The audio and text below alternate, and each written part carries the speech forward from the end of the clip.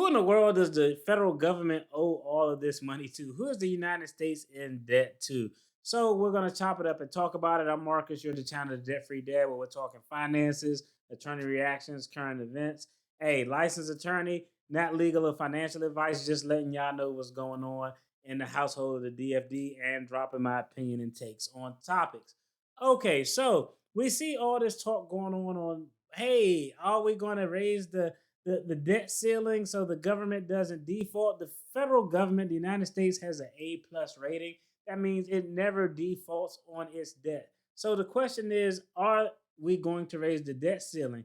Well, my opinion on that before we dive into the meat and potatoes of this video, the debt ceiling is going to be raised. The debt ceiling is always going to be raised because you know what would happen if the debt ceiling is not raised?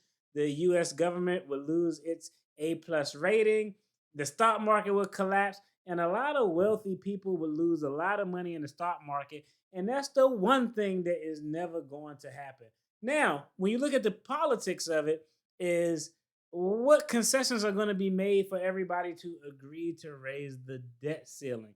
This is going to be interesting because, of course, the Democrats want to raise the debt ceiling. The Republicans say, hey, we'll agree to raise the debt ceiling if you cut these programs. And some of the programs that they're looking to cut or want to cut is Social Security and Medicaid. So it's going to be an interesting battle.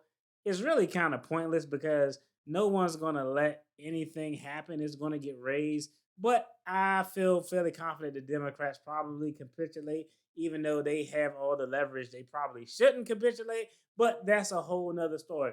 So, who is the creditor of the United States? Who does the United States owe all this debt to? Y'all let me know what y'all think. I know off the jump, everybody like China.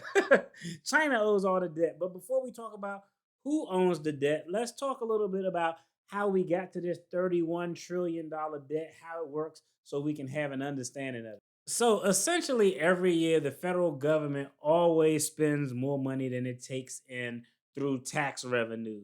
Hey, it's just the name of the game. That's how it goes. So every year, they have a debt amount that they owe. Think of it like a credit card. If you got a credit card, you made some purchases on that credit card, and at the end of the month, you didn't pay that balance off. So now you owe money. Well, same concept, but the government has the ability to increase their debt limit. If your limit was $5,000 and you spent $5,000, you can't spend no more. But the government has the ability to increase that debt limit. So it's kind of analogous to a credit card. Now, it's interesting because the question is, well, how does the United States gets the money to cover its debt? Do they just print out more money at the Treasury? Like, how does it work? Essentially, what happens is the Treasury sells bonds to investors. And I have like a 10% bond allocation in my portfolio. 90% of it is stock market, 10% of it is in Treasury bonds. And so essentially, private companies, Social Security, other government entities, state, federal government entities, 401k programs, TSP funds can all buy Treasury bonds, and they essentially get an automatic return because the government never defaulted on its borrowed money. So it's actually a great investment, especially in the long term, because you're going to get a guaranteed return. But that's how it works. The government spends too much money. They have to raise the debt ceiling. So to raise capital, what do? To kind of cover for that gap? They sell treasury bonds. So all these foreign entities, domestic entities, they buy these treasury bonds where they get a guaranteed interest rate. That's kind of how it works. So the national debt is the total amount of debt that the government owes plus the interest that it owes to its investors. So the question is, who buys the United States debt? Everybody thinks it's China, and we're gonna take a look, and I'm gonna talk about the numbers. 80% of the national debt, the people who own it, is owned by domestic investors, essentially us. What does that mean? Federal agencies, state government, Federal Reserve, pension funds, Social Security, they hold 80% of the debt owed by the United States in the form of treasury bonds. So, as of May of 2023, $31.46 trillion is the national debt. 21% of that is defined as intra-government debt. That's debt that's owned by a government agency, a state government agency, a federal government agency, Social Security, 21% of it is owned by intra-government agency.